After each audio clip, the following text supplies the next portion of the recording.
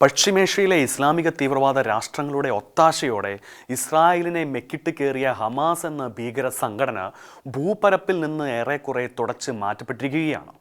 പേടിത്തൊണ്ടന്മാർ പുറത്തെടുക്കുന്ന നേരും നെറിയും കെട്ട guerrilla model ആക്രമണങ്ങൾക്കായി ഗാസയിലെ തുരങ്കങ്ങളിൽ ഇനിയും അവശേഷിക്കുന്ന ഹമാസന്മാരെ തുരങ്കത്തിൽ കയറി ആക്രമിച്ചുകൊണ്ട് ഹമാസ് രഹിത ലോകമെന്ന ലക്ഷ്യത്തിനായി ഇസ്രായേൽ ശക്തമായി മുൻപോട്ട് പോവുകയാണ്.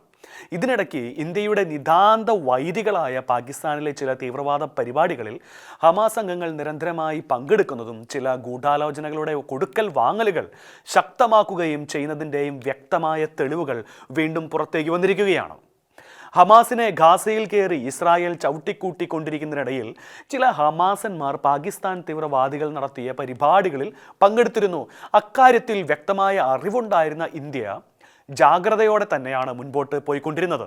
എന്നാൽ ഇപ്പോൾ ഹമാസ് നേതാവായ നജീസ ഈർ പാകിസ്ഥാനിലേക്ക് വരികയും തലമൂത്ത ഇസ്ലാമിക ഭീകര സംഘടനയായ ലഷ്കർ-ഇ-തോയ്ബയുടെ കമാൻഡറായ റഷീദ് അലി സന്ദുവുമായി കൂടിക്കാഴ്ച നടത്തുകയും ചെയ്തതോടെ ഇസ്രായേലും ഇന്ത്യയും നിരീക്ഷണങ്ങളും ജാഗ്രതയും ശക്തമാക്കിയിരിക്കുകയാണ്. ഇടയ്ക്കിടെ പാകിസ്ഥാൻ സന്ദർശിക്കുന്നതായി വാർത്തകളിൽ ഇടം പിടിച്ചിട്ടുള്ള നജീസ ഈർ ഇത്തവണ എത്തിയത് പാകിസ്ഥാൻ മർക്കസി മുസ്ലിം ലീഗ് സംഘടിപ്പിച്ച ചടങ്ങിൽ പങ്കെടുക്കുവാനായിരുന്നു.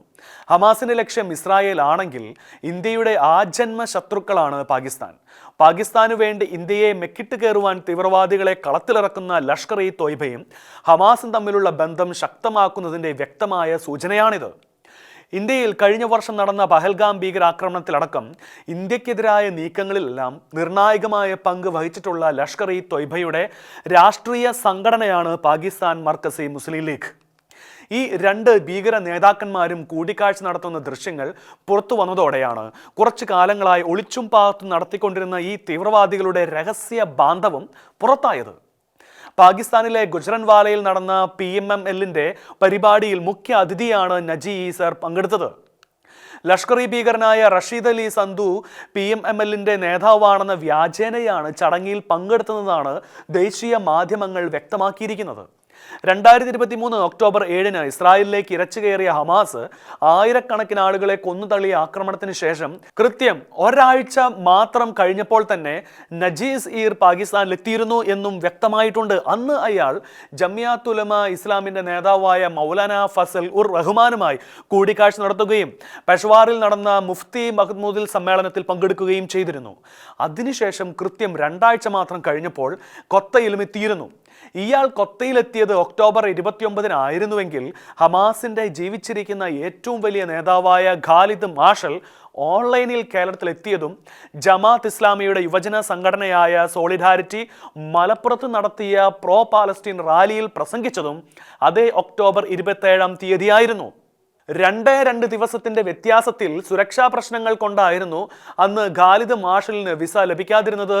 അല്ലായിരുന്നുവെങ്കിൽ നജീസ ഈർ പാകിസ്ഥാനിലും ഖാലിദ് മാഷൽ ഇന്ത്യയിൽ എസ്പെഷ്യലി കേരളത്തിലും താമസിച്ചുകൊണ്ട് നമ്മുടെ രാജ്യത്തെ കത്തിക്കുവാനുള്ള ഗൂഢാലോചനയിൽ പങ്കാളികളാകുമായിരുന്നു. ഏതായാലും തൊട്ടടുത്ത മാസമായ നവംബറിൽ കറാച്ചിയിൽ നടന്ന സമ്മേളനത്തിലും നജീസ ഈർ പങ്കെടുത്തിരുന്നു എന്ന കാര്യവും സ്ഥിരീകരിക്കപ്പെട്ടിട്ടുണ്ട്.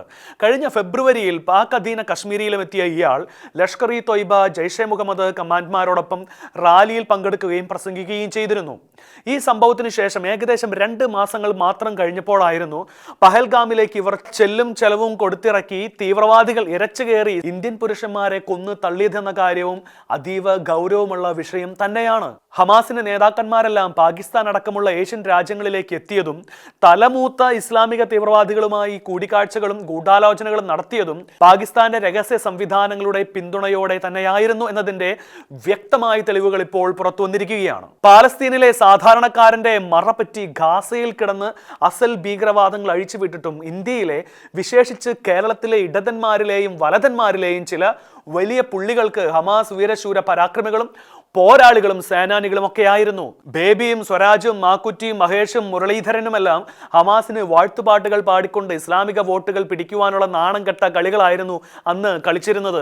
വിശ്വപൗരനായ ശശി തരൂർ ലീഗിനും കോൺഗ്രസിനും അനഭിമതനായത് തന്നെ കോഴിക്കോട് ലീഗ് നടത്തിയ പലസ്തീൻ ഐക്യദാർഢ്യ സമ്മേളനത്തിൽ വെച്ച് ഹമാസന്മാരെ ഭീകരർ എന്ന് വിളിച്ചു എന്ന ഒറ്റ കാരണത്താലായിരുന്നു.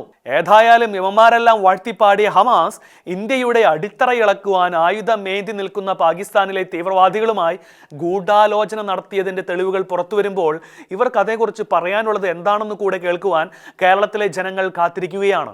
ഏതായാലും പ്രധാനമന്ത്രി നരേന്ദ്രമോദിയും ഇസ്രായേൽ പ്രധാനമന്ത്രി നെതന്യാഹുവും ഈ വിഷയത്തിൽ ഫോണിലൂടെ നിർണായകമായ ചർച്ച നടത്തിയെന്നാണ് വിവരങ്ങൾ. ഹമാസ് ഉന്മൂലനം ഇസ്രായേലിന്റെ ജീവിത വ്രതമാകിയാൽ മൊസാദ് പാകിസ്ഥാനിലേക്ക് എത്തുമെന്നും നിർണായകമായ നീക്കത്തിന് ഇന്ത്യ ശക്തമായ രംഗത്തിറങ്ങുമെന്നും ഉറപ്പായിരിക്കുകയാണ്.